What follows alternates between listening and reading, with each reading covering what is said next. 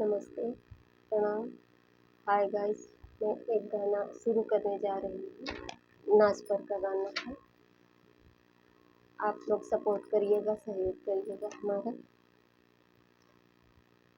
पिया बाट बखरिया लग रह बैना, पिया बाट बखरिया लग रह बैना।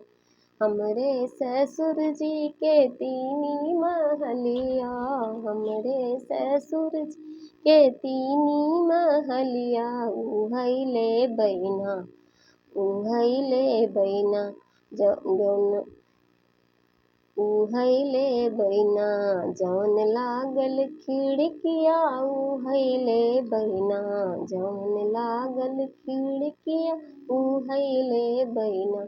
पिया बाट बखरिया लग रह बैना, पिया बाट बखरिया लग रह बैना। हमरे ससुर जी के तीनी बेटों, उहैले बैना, उहैले बैना, जौन करई नौकरिया, उहैले बैना। पिया बाट बखरिया लग रह बैना।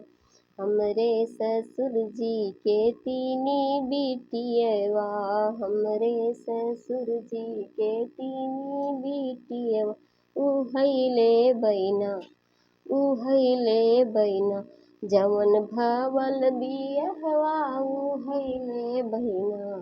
पिया बाट बखरिया लग रह बैना, पिया बाट बखरिया लग रह बैना।